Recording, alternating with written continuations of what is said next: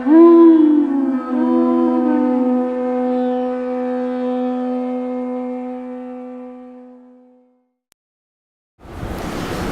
Namo Bhagavate Vasudevaya. Om Namo Bhagavate Vasudevaya. Om Namo Bhagavate Vasudevaya.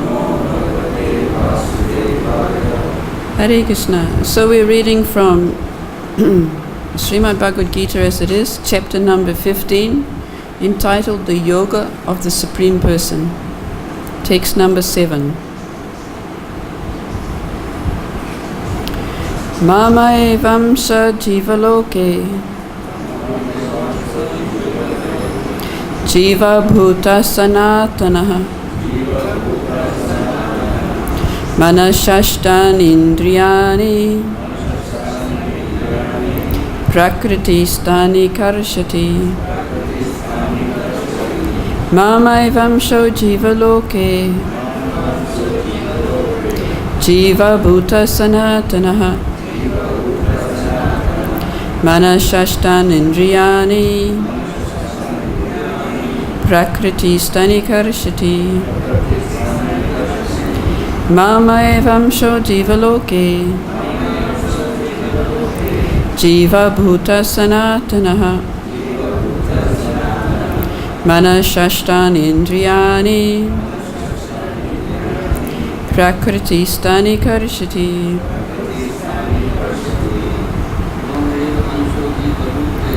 mama evamso jiva loke jiva bhuta sanatana manashashtan indriyani prakriti stani karshati mame vamsho jiva loke jiva bhuta sanatana manashashtan indriyani prakriti stani karshati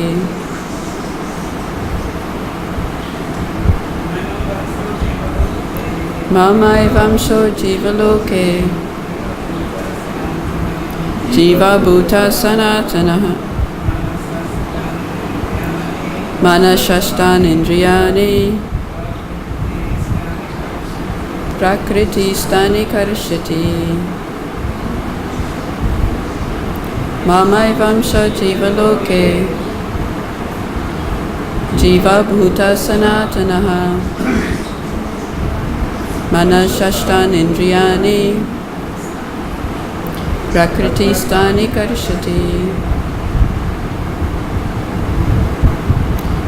mama, my, eva, certainly, amsha, fragmental particle, jiva loke, in the world of conditional life, jiva bhutaha, the conditioned living entity, sanatanaha, eternal, manaha, with the mind, shashtani, the six, indriyani, senses, prakriti, immaterial nature, stani, situated, karshati, is struggling hard. Translation and purport by His Divine Grace A.C. Bhaktivedanta Swami Srila Prabhupada. The living entities in this conditioned world are my eternal fragmental parts. Due to conditioned life, they are struggling very hard with the six senses, which include the mind. Please repeat. The living entities in this conditioned world are my eternal fragmental parts. Due to conditioned life, they are struggling very hard with the six senses, which include the mind. Purport. In this verse, the identity of the living being is clearly given. The living entity is a fragmental part and parcel of the Supreme Lord, eternally. It is not that he assumes individuality in his conditional life, and in his liberated state he becomes one with the Supreme Lord. He is eternally fragmented. It is clearly said, Sanatanaha. According to the Vedic version, the Supreme Lord manifests himself and expands himself in innumerable expansions, of which the primary expansions are called Vishnu Tattva, and the secondary expansions are called the living entities. In other words, the Vishnu Tattva is the personal expansion, and the living entities are the separated expansions. By his personal expansion, he is manifested in various forms like Lord Rama, Narasimhadev, Vishnu Murti, and all the predominating deities in the Vaikuntha planets. The separated expansions, the living entities, are eternally servitors. The personal expansions of the Supreme Personality of Godhead, the individual identities of the Godhead, are always present. Similarly, the separated expansions of living entities have their identities. As fragmental parts and parcels of the Supreme Lord, the living entities also have fragmental portions of his qualities, of which independence is one. Every living entity, as an individual soul, has his personal individuality and a minute form of independence. By misuse of that independence, one becomes conditioned soul, and by proper use of independence, he is always liberated. In either case, he is qualitatively eternal, as the Supreme Lord is. In his liberated state, he is freed from this material condition, and he is under the engagement of transcendental service unto the Lord. In his conditioned life, he is dominated by the material modes of nature, and he forgets the transcendental loving service of the Lord. As a result, he has to struggle very hard to maintain his existence in the material world. The living entities, not only human beings and cats and dogs, but even the greater controllers of the material world, Brahma, Lord Shiva, and even Vishnu, are all parts and parcels of the Supreme Lord. They are all eternal, not temporary manifestations. The word karshati, struggling or grappling hard, is very significant. The conditioned soul is bound up, as though shackled by iron chains. He is bound by the false ego, and the mind is the chief agent which is driving him in this material existence. When the mind is in the mode of goodness, his activities are good. When the mind is in the mode of passion, his activities are troublesome.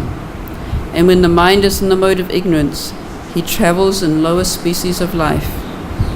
It is clear, however, in this verse, that the conditioned soul is covered by the material body, with the mind and senses, and when he is liberated, this material covering perishes, but his spiritual body manifests itself in its individual capacity. The following information is there in the Madhyan Dhyayana Shruti. Sa va esha brahmanishta idam sariram marcham atistritya brahma vishampadya brahmana pasyati brahmana shrunoti brahmanaivaidam sarvam anubhavati. It is stated here that when a living entity gives up this material embodiment and enters into the spiritual world, he revives his spiritual body. And in his spiritual body, he can see the Supreme Personality of Godhead face to face. He can hear and speak to him face to face, and he can understand the Supreme Personality as he is. From the Smriti, Also, it is understood, Vasanti Yatra Purusha Sarvai Vaikunta Murtayaha. In the spiritual planets, everyone lives in bodies featured like the Supreme Personality of Godheads. As far as bodily construction is concerned, there is no difference between the part and parcel living entities and the expansions of Vishnu Murti. In other words, at liberation, the living entity gets a spiritual body by the grace of the Supreme Personality of Godhead. The words Mamai Vamsaha, fragmental parts and parcels of the Supreme Lord, are also very significant. The fragmental portion of the Supreme Lord is not like some material broken part. We have already understood in the second chapter that the spirit cannot be cut into pieces. This fragment is not materially conceived. It is not like matter, which can be cut into pieces and joined together again. That conception is not applicable here because the Sanskrit word sanatana, eternal, is used. The fragmental portion is eternal. It is also stated in the beginning of the second chapter that in each and every living individual body, the fragmental portion of the Supreme Lord is present. Dahinosmin yata dehe. That fragmental portion, when liberated from the bodily entanglement, revives its original spiritual body in the spiritual sky, in a spiritual planet, and enjoys association with the Supreme Lord. It is, however, understood here that the living entity, being the fragmental part and parcel of the Supreme Lord, is qualitatively one with the Lord, just as parts and parcels of gold are also gold.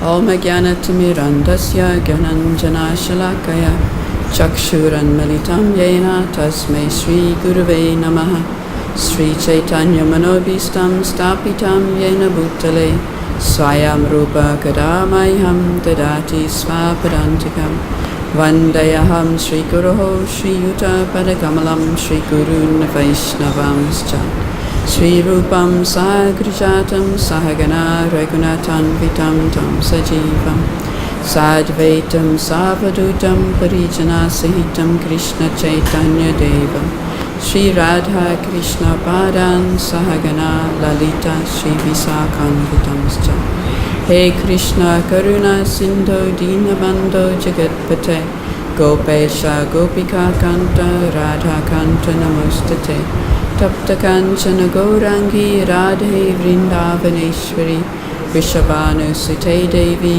Pranamami Hari Priye Vanchakalpatarubhyascha Kripa Sindhubhya Evacha Patitanam Pavanebhyo Vaishnavebhyo Namo Namaha Nama Om Vishnu Padaya Krishna Prestaya Bhutale Srimati Bhakti Vedanta Swaminiti Namane Namaste Saraswati Devi Gauravani Pracharine Nirvishesha Shunyavadi Paschatya Deshatarane Shri Krishna Chaitanya Prabhu Nityananda Shri Advaita Gadadhara Shivasari Gaura Bhakti Vrinda Hare Krishna Krishna Krishna Hare Hare Hare Rama Rama Rama Hare Hare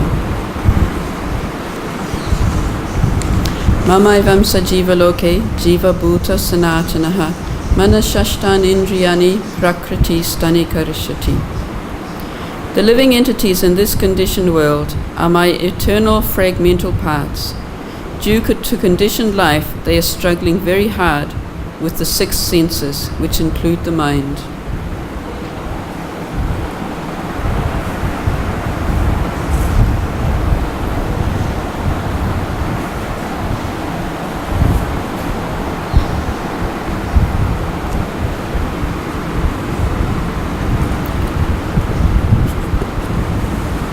So this verse is a significant verse because Krishna is claiming us as his eternal fragmental portions. But he also did that back in the fourth chapter. In the fourth chapter, we learn the process of learning transcendental knowledge. Tadvidi pranipatena pariprashnena sevaya upadekshanti te jnanam jnaninas tattvadarshinaha. Just try to learn the truth by approaching a spiritual master. Inquire from him submissively and render service unto him. The self-realized soul can impart knowledge unto you because they have seen the truth. And in the very following verse, Krishna explains, Yaj gyatva na punar moham evam yasyasi pandava yena bhutan yasheshani drakshashyat man yato mai. Having obtained real knowledge from a self-realized soul, you will never fall again into such illusion. For by this knowledge you will see that all living beings are but part of the Supreme, or in other words, that they are mine. So Krishna has already claimed that we are his, but now Krishna is giving a little more detail. He's explaining it as fragmental parts and parcels, fragmental parts. So this is significant, as Prabhupada is explaining in the purport, how because we are fragmental parts of the Supreme Lord, we have the same qualities as the Supreme Lord, but in the minute quantities. Now, for this class today, I wanted to go a little bit over where we are in the chapter. It's a short chapter. It's a very important chapter because Krishna is wanting to attract us to him.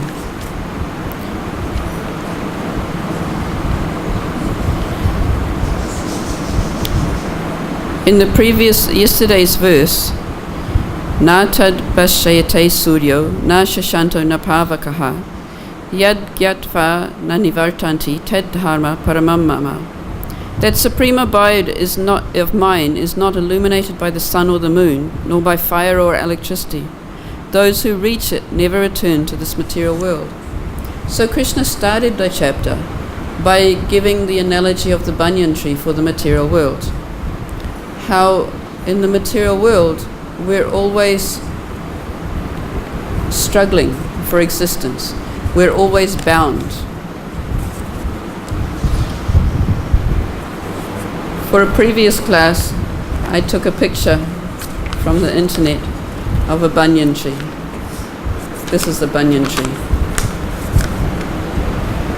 As you can see, the banyan tree, you have no idea where the banyan tree actually is. All these aerial roots come down and put themselves in the ground, and you don't know which is the original trunk, which is the original root.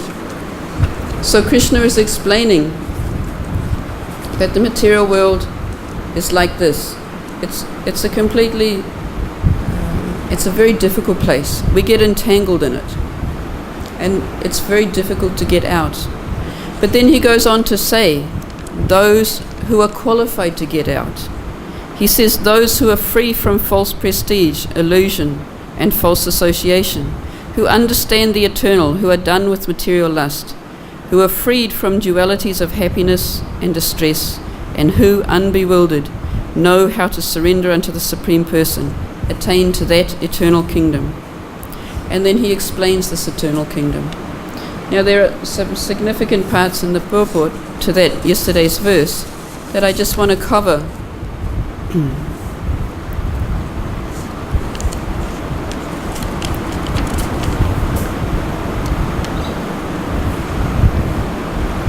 So Prabhupada summarizes the difference between the material world and the spiritual world.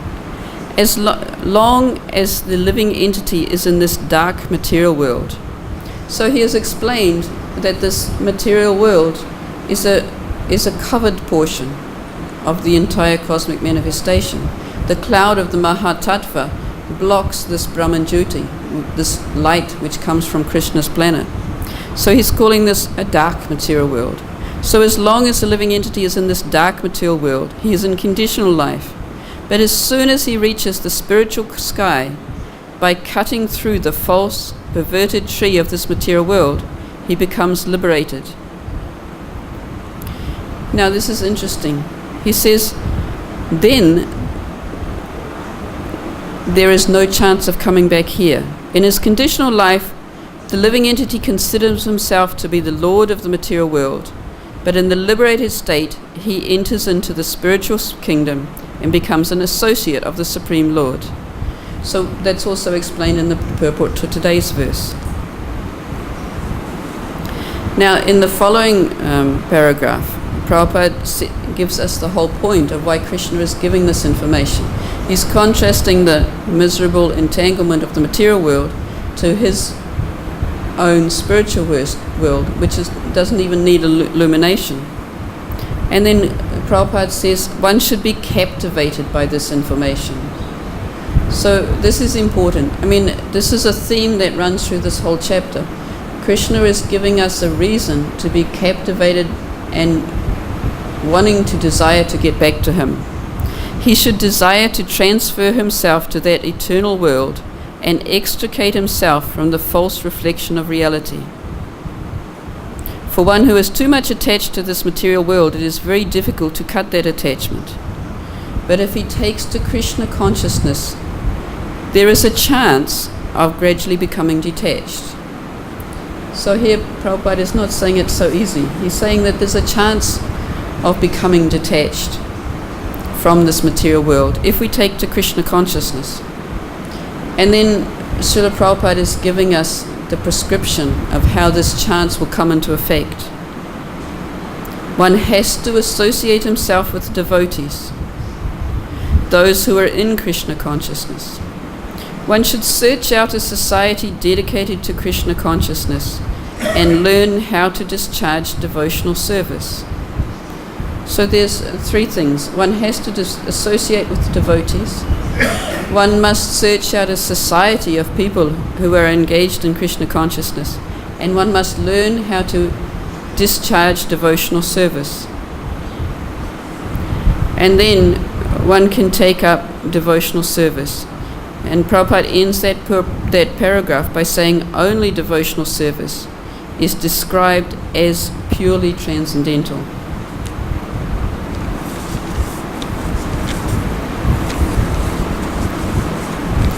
So today's verse, I want to go through these Sanskrit words because they're quite clear how they explain the meaning of this verse. So, Jiva Loke, Jiva Bhuta. So Jiva Loke means in the world of conditioned life, and Jiva Bhuta means the conditioned living entity. So it's doubly emphasizing that the living entity is conditioned and the world is also conditioned. And then Mama Eva Amsha, my fragmental parts. And then after Jiva Loke, Jiva Bhuta is the word Sanatana, that the fact that they're eternal. Then Mana Shashtani Indriyani. So Manaha means the mind, and Shashtani means the six, Indriyani senses. So this five senses, five working senses we generally think of. But Krishna here has included the mind.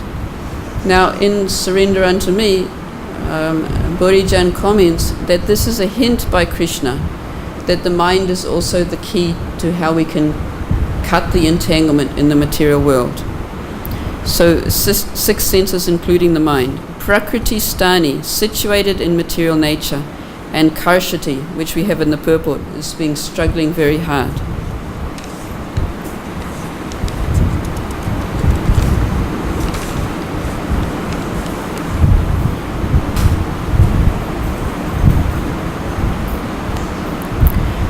So I'm just going to take a few things out of this purport because Prabhupada has put so much in this purport, I'm not going to cover it all. And this verse will also be spoken on tomorrow, so the speaker tomorrow can cover some of the things that I haven't spoken on. Because I want to concentrate on how we can get out of it rather than just explaining philosophically the different forms of the Supreme Lord.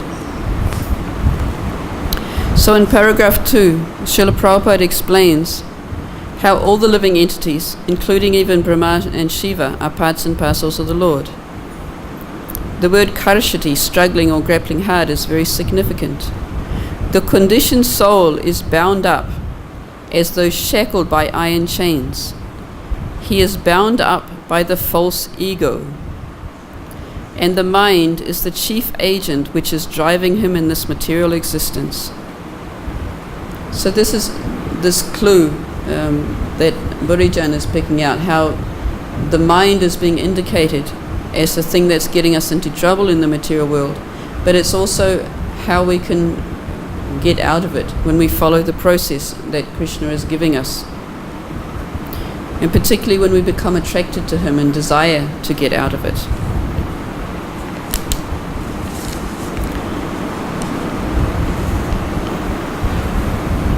And so Srila Prabhupada summarizes at the end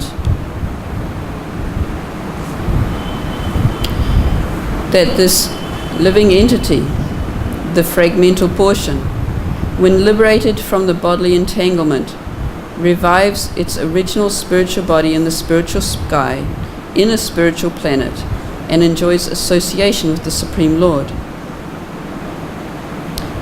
It is, however, understood here that the living entity, being the fragmental part and parcel of the Supreme Lord, is qualitatively one with the Lord, just as parts and parcels of gold are also gold.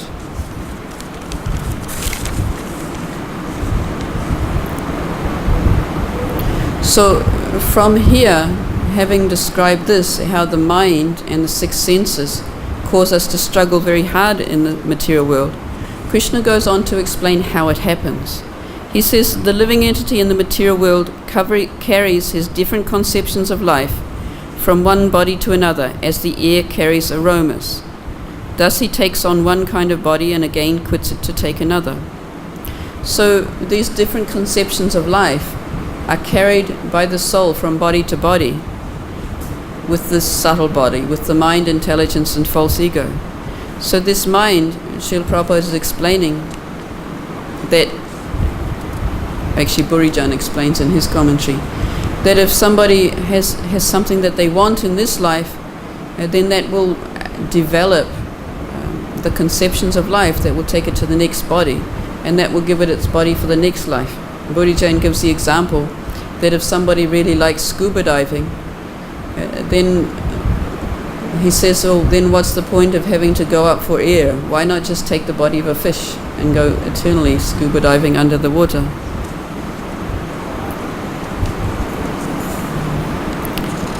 So having explained that, Krishna then explains how some people can't understand this, and yet some people can. In verse number 10, Krishna is saying, the foolish cannot understand how a living entity can quit his body, nor can they understand what sort of body he enjoys under the spells of the mode of nature. But one whose eyes are trained in knowledge can see all this. So this eyes trained in knowledge is in Sanskrit is jnana chakshusha, which we, if anyone studied in Bhakti Shastri or in the VIHE, they will know this word, jnana chakshush, because it's been taken up as being a very important way of looking through the eyes of Shastra, looking through the eyes of knowledge.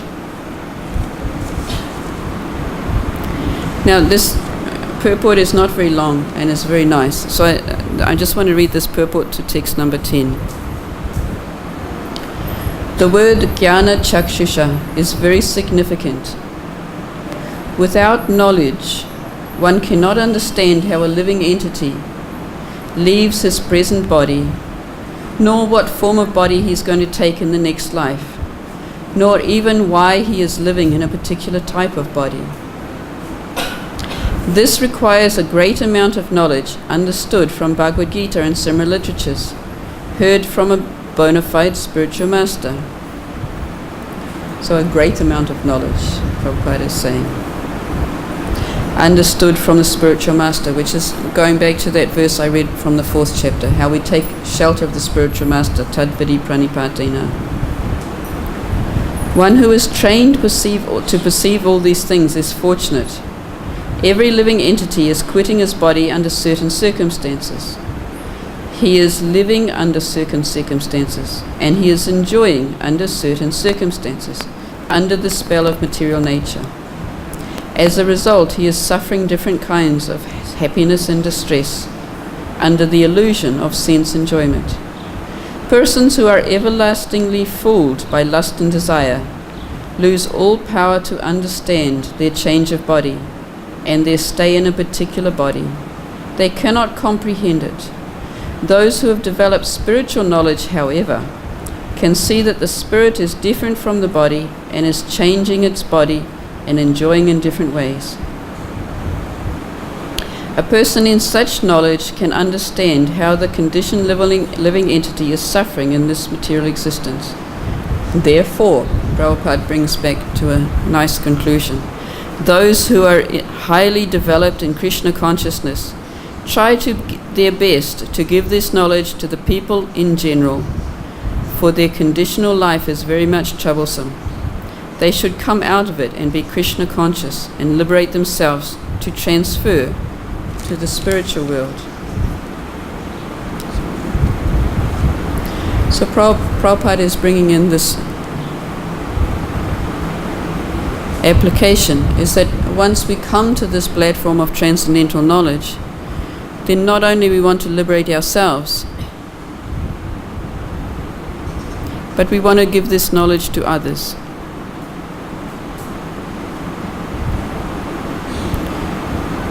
So in Chaitanya Mahaprabhu's Leela, there's the story of the Kurma Brahmana. When Chaitanya Mahaprabhu was touring South India, everybody who met him became ecstatic on joining his kirtan. And the Kurma Brahmana is given as an example, but Krishnadas Kaviraj also explains that everywhere that Chaitanya Mahaprabhu, the same things happened. So Kurma Brahmana, he was so ecstatic at the kirtan, and he realized that he was struggling in this material existence. He was caught up and he was bound. And he thought, no, here's the way out. Let me go and follow Chaitanya Mahaprabhu and I'll be free. And so but Chaitanya Mahaprabhu chastised him and said not to do that. Chaitanya Mahaprabhu replied, don't speak like that again. Better to remain at home and chant the holy name of Krishna always. Then he's this verse which is very well known.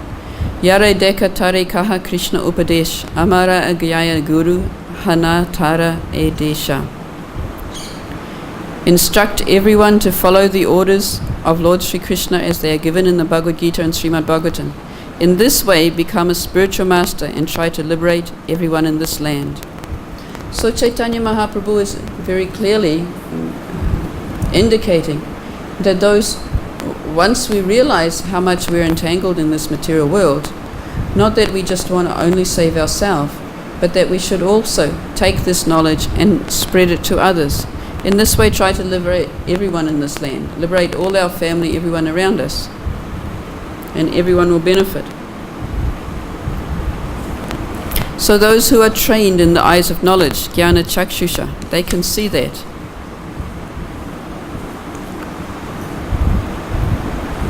And then Lord Krishna goes on to explain some other qualities of him. He's saying the splendor of the sun comes from him, the splendor of the moon and the splendor of the fire.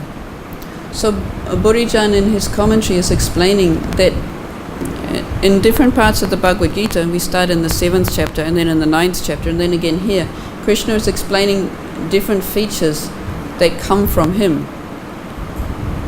But what Burijan is explaining is that these ones given in this chapter show how we are dependent on Krishna.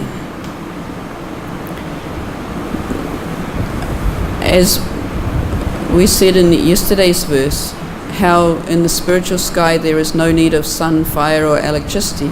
So now Krishna is contrasting it.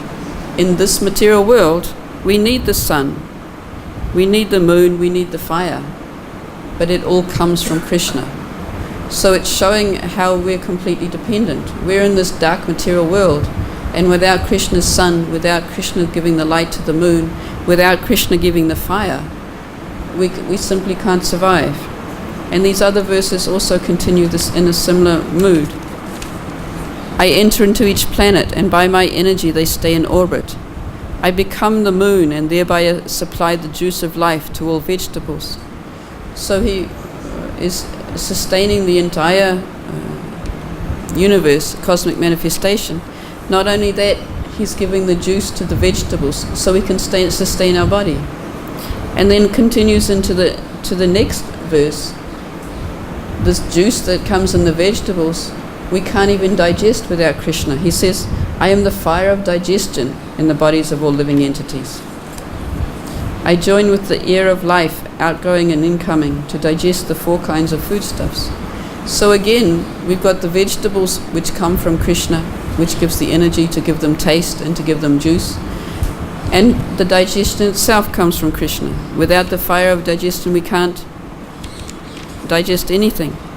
And then 15:15, Sarvasya chaham radi sanivishtu mata smritir jnanamapohanam cha vedaishcha savairaham eva vejo vedanta krit vedavid eva chaham. Krishna is saying he's seated in everyone's heart. From him come remembrance, knowledge and forgetfulness. So without Krishna allowing us to, we can't even forget him. We come into this material world because we want to become the Lord. We are envious of Krishna. The only way we can become the Lord is if we forget Krishna. But we can only forget Krishna if he allows us to forget him. So he gives these coverings when we come into this material world that even allow us to forget him, that allow us to act out what we want to get from this material world.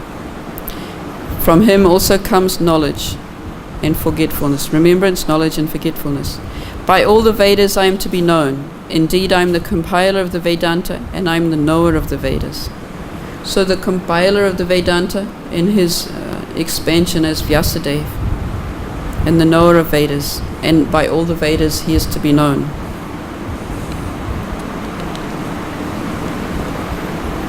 So then there is, explained by Burijan,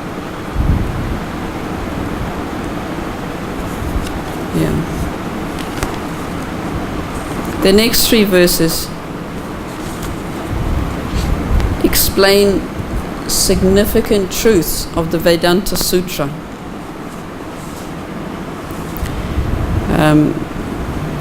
Burijan calls these 3 slokas, 15, 16 to 18, as being a summary of the Vedas and the Vedanta. First, in verse 16, Krishna says there are 2 classes of being, fallible and infallible. So in the material world, every living entity is fallible, and in the spiritual world, every living entity is infallible.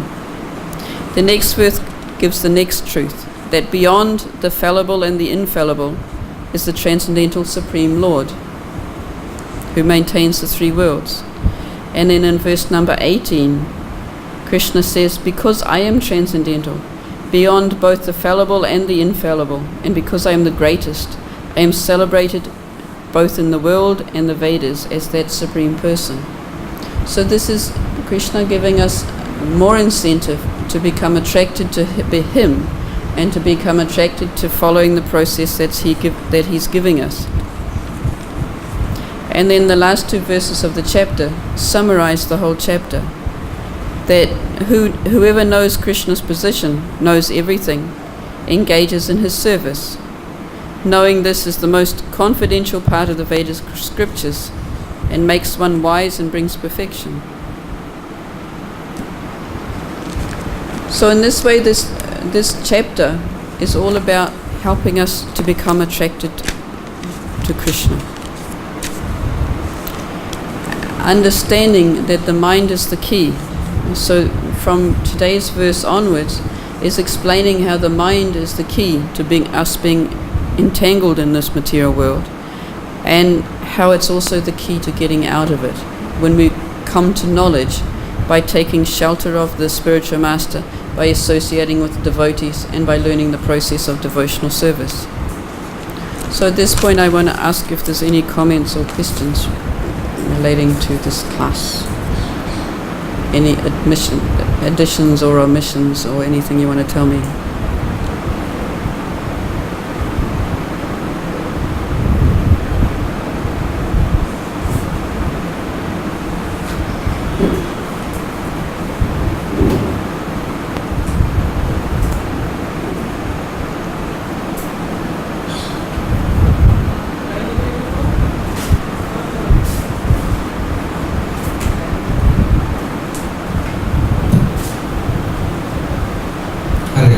Hare Krishna. This chapter is showing how we should be attracted to Krishna. Krishna is showing us. Yes. And he's showing the banyan tree upside down. So we learn that how we should be more attracted to Krishna. So this is very fortunate that we have the association of the devotees, and we learn from them that how we should be always thinking of the Lord. And also in Bhagavad-Gita, Lord in 1865 said, Manmana Bhava Manvata, always think of me. So like this, when we have engaged in association of devotees and we understand the 1865 and 66 what Lord is saying, if we just keep on concentrating on that one, and that can bring us very close to Krishna. Yeah, it's very important. Like Srila Prabhupada said in that purport that I was reading out, we come to Krishna consciousness, we have a chance to become detached. But to take up that chance, we have to associate with the devotees and seek a Krishna conscious society and learn from the spiritual master this knowledge. Yeah, very important. Thank you.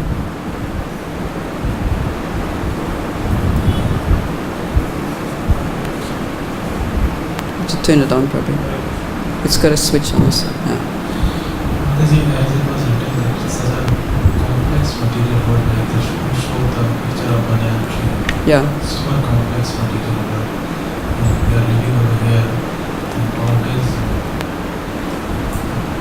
in the middle of material energy.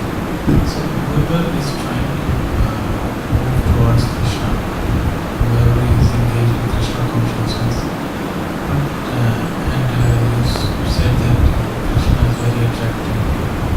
But here in the material world, it seems that material energy is more, sometimes it's more about most people more attractive than Krishna. And it keeps pulling our legs back to the starness. Always keep trying to pull us away from Krishna. And most often it overtakes. Yeah. So, in this situation, how to get out of this banyan tree? Yeah. As Prabhupada is saying here, it's very difficult. He said, that was today's verse. The conditioned soul is bound up as though shackled by iron chains. He is bound by the false ego. So, yeah, it's very difficult. The material world is... we've turned away from Krishna, we've forgotten Krishna. We can't fully appreciate him. As also stated in Bhakti-Samrita Sindhu,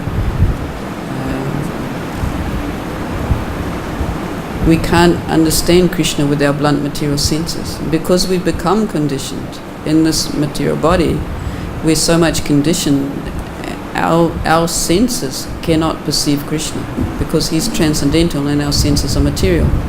So that's why the material nature is always taking over, because we're so much attached to these senses that come with the body. But we have to keep cultivating this knowledge. I've heard it said in a class, you take an example, the spirit soul, we understand theoretically, is transcendental, and the senses are material.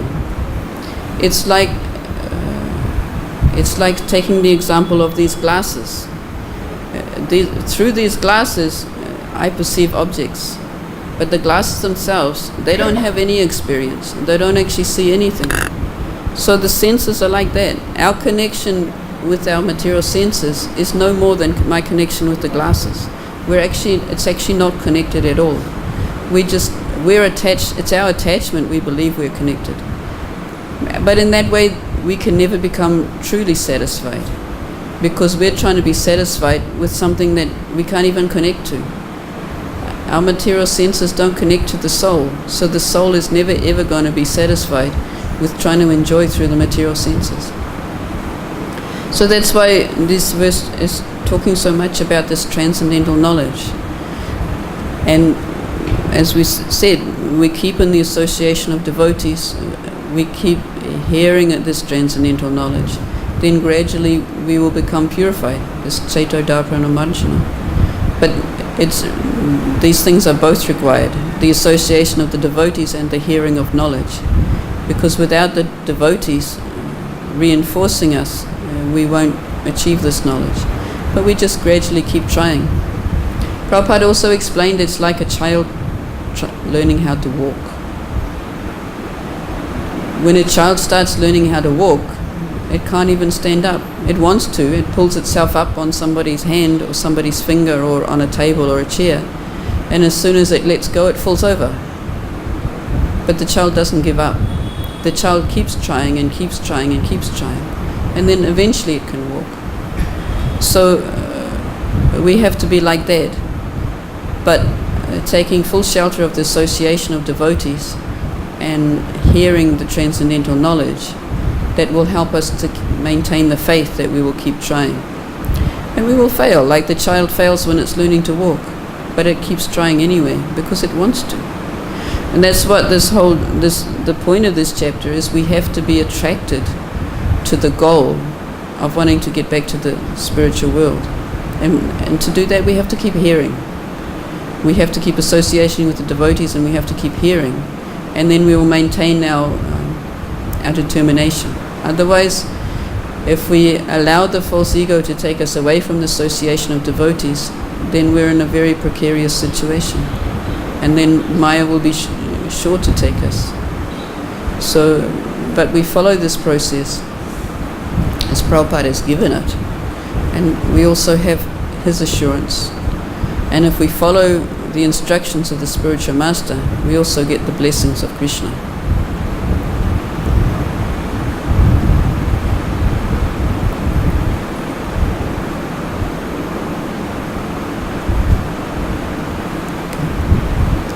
All right. Thank you very much. Srila Prabhupada Ki Jai.